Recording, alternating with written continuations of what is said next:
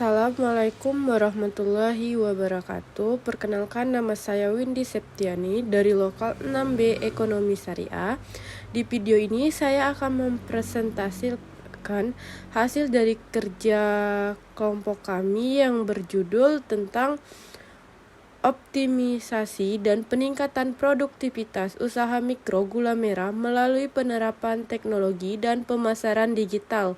Studi kasus Simpang Pao Talang Rimbo Lama. Latar belakang dari penelitian ini yaitu usaha mikro gula merah adalah salah satu sektor ekonomi yang penting bagi masyarakat di daerah perdesaan. Usaha ini melibatkan proses produksi gula merah tradisional dari tebu yang dilakukan secara manual dan menggunakan teknik yang ada sejak lama. Pada saat yang sama, perkembangan teknologi dan pemasaran memberikan peluang baru yang signifikan bagi usaha mikro untuk meningkatkan produktivitas, efisiensi, dan akses ke pasar yang lebih luas. Ada beberapa kendala dalam mengoptimisasi dan meningkatkan produktivitas usaha mikro gula merah melalui penerapannya dalam teknologi dan pemasaran digital. Yang menjadi hambatan dalam kegiatan ini seperti kurangnya pengetahuan dari pelaku usaha terhadap teknologi yang semakin canggih, dan ada beberapa teori yang menjelaskan tentang permasalahan ini. Yang pertama yaitu teori optimisasi. Optimisasi adalah cabang ilmu yang berfokus pada pengembangan metode dan algoritma untuk mencari solusi terbaik untuk paling optimal dari masalah yang kompleks. Metode-metode optimisasi digunakan dalam berbagai bidang, termasuk matematika, ilmu komputer, teknik, industri, ekonomi, dan ilmu sosial.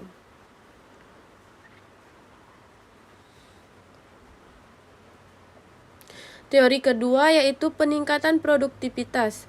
Teori peningkatan produktivitas adalah kerangka konseptual yang menjelaskan berbagai faktor dan strategi yang dapat digunakan untuk meningkatkan tingkat produktivitas dalam suatu sistem, organisasi, dan individu. Teori ini berfokus pada identifikasi dan penerapan langkah-langkah yang efektif dalam meningkatkan efisiensi output dari dalam dan nilai tambah dari penggunaan sumber daya yang ada sehingga dapat mempergunakan sumber daya dengan optimal.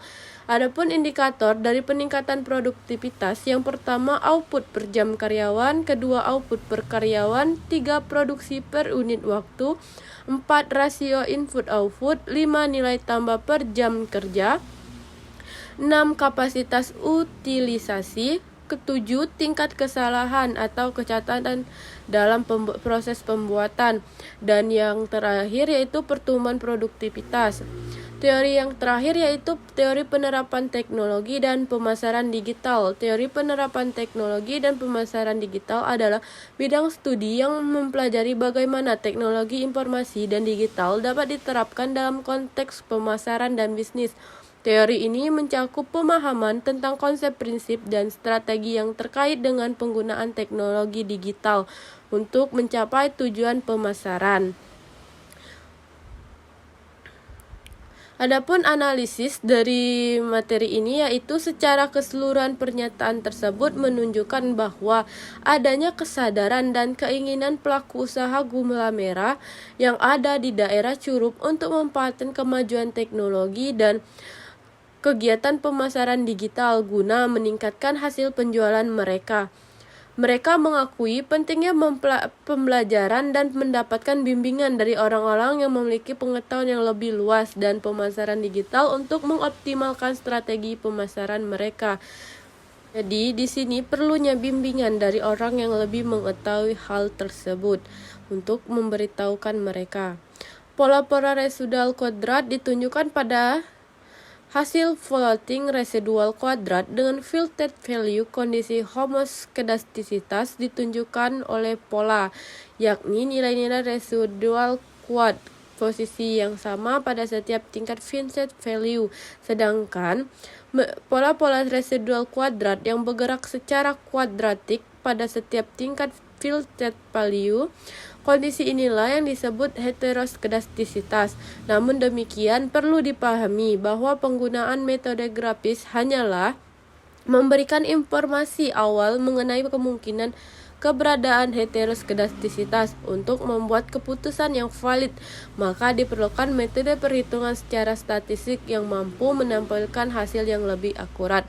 Dalam pembahasan kali ini kami menggunakan uji heteroskedastisitas untuk menguji apakah data yang kami peroleh itu valid atau sempurna.